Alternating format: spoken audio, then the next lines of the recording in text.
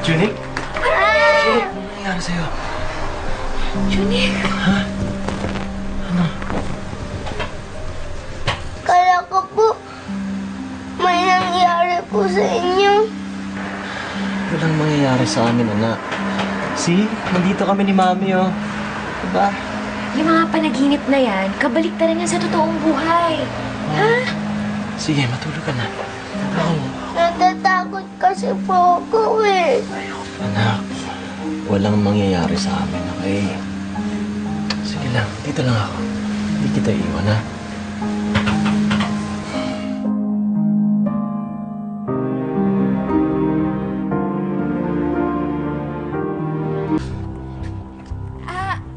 Alam ko na.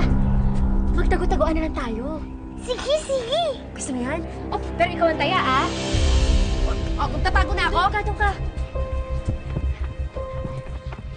Tago-taguan, maliwanag ang buwan.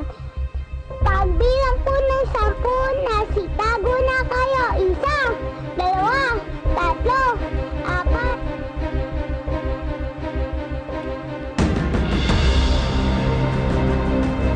Junik? Junik?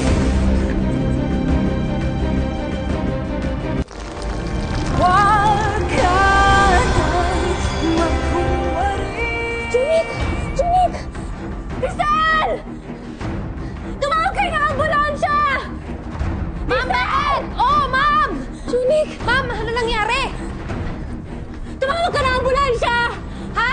Ay, tumawag! Ano nangyari? Junik! Ambulansya! Ambulansya! Selena, ano nangyari sa kapatid mo? May asma po kasi siya eh. Junik gising. Junik. Patawarin mo ako, Junik. Kung nagkasakit ka dahil sa akin. Magpapalakas ka. Ang bata-bata mo pa. Marami ka pang pwedeng gawin.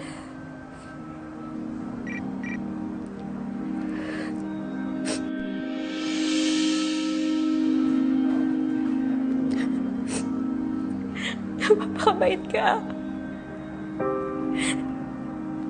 Palagi mong sundin yung daddy mo, si Ate Celine. Tandaan mo lahat ng tinuro ko sa'yo. Salamat. Salamat, Junik. Kahit sandali, minahal mo ko. Kahit papano, naramdaman ko maging isang ina.